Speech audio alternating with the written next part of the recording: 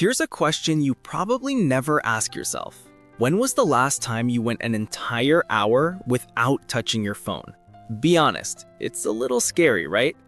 Because in the past decade, scrolling has become the first thing we do when we wake up, and the last thing we see before we fall asleep. But here's the truth nobody wants to say out loud. Scrolling is slowly destroying your motivation, one swipe at a time. And the worst part, you don't even realize it's happening. Scrolling feels good for a reason.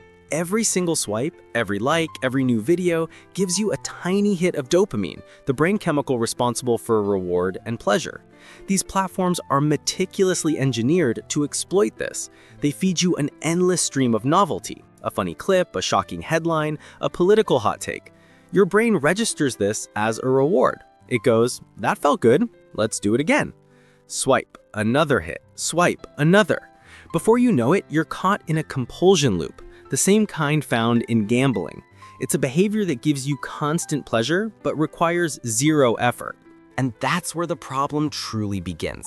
Motivation is built through effort, discipline, and delayed rewards. Think about learning an instrument, finishing a project, or getting in shape. These things are hard. They take time. Scrolling gives you the exact opposite, instant gratification. So your brain starts to prefer the easy stuff over the hard stuff. It literally rewires itself. Why struggle to read a book when a 15-second video gives you a faster reward? Why focus on a long-term goal when you can escape into an endless feed right now? Work becomes boring. Studying feels painful. Your own thoughts feel too quiet. The world outside the screen starts to feel slow. And the damage isn't just to your motivation. It's to your attention span. Not metaphorically, literally. A recent study found that young people who primarily use smartphones show shorter periods of sustained attention compared to those who grew up using computers. Another study out of the Netherlands confirmed it. When schools banned phones, 75% reported improved student concentration. Every rapid swipe trains your brain to expect new stimulation every few seconds. You become less patient, less focused, less capable of deep thought. This is why you sit down to work, and 2 minutes later, you're reaching for your phone without even thinking about it. That wasn't a conscious choice. That was a trained response, a habit carved into your neural pathways. This constant distraction is also linked to rising rates of anxiety and procrastination. We feel overwhelmed by the tasks we need to do, so we retreat to the one place that offers a quick, easy escape. It's a cycle of avoidance that leaves us feeling less capable and more stressed. You didn't decide to lose your focus. You didn't decide to drain your motivation. Your brain, trained by algorithms, decided for you. And the only way to take back control is to first realize you're in the loop to begin with. The next time you pick up your phone, just ask yourself one question. Am I choosing this, or has it already been chosen for me? Scrolling doesn't just kill your motivation with distraction, it kills it with comparison. You open your phone, and in a 30-second window, you see a highlight reel of people who seem richer than you, fitter than you, happier, more successful. And with every single scroll, a silent message burrows into your brain. Everyone else is winning, except you. How can you possibly stay motivated when it feels like you're starting the race a lap behind everyone else? That feeling feeds into something else. We live in a world that's drowning in information. So much content, so many paths to take, so many opinions on what you should be doing. And the result? Mental paralysis. You can't pick a direction. You can't commit. You feel completely overwhelmed before you even begin. Your brain defaults to a simple, destructive logic.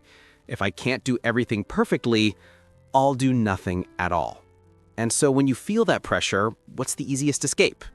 You scroll again and again, lost in the loop.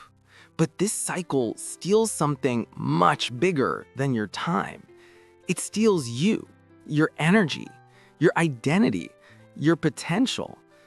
It takes that version of you, the one that wants to create, to explore, to learn, to build, to actually try things. And it buries that person under an avalanche of noise. You slowly transform from a creator into a consumer, a spectator of life, not a participant.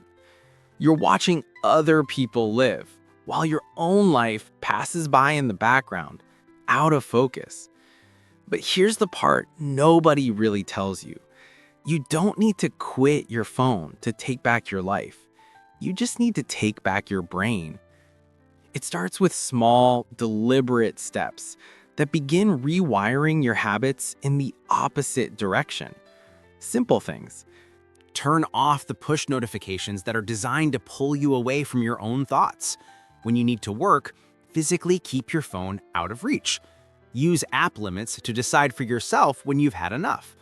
Practice focusing on one single task for just 10 minutes at a time. And this is crucial. Learn to reward yourself after the effort, not before. Make the scroll a treat for doing the hard thing, not an escape from it.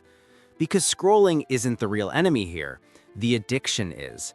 The mindless, automatic habit of reaching for a screen whenever you feel the slightest hint of boredom or difficulty. Your brain is powerful. Your goals matter. And your life is infinitely bigger than a glowing screen full of strangers. When you finally stop drowning in seconds of distraction, you start living in minutes of meaning.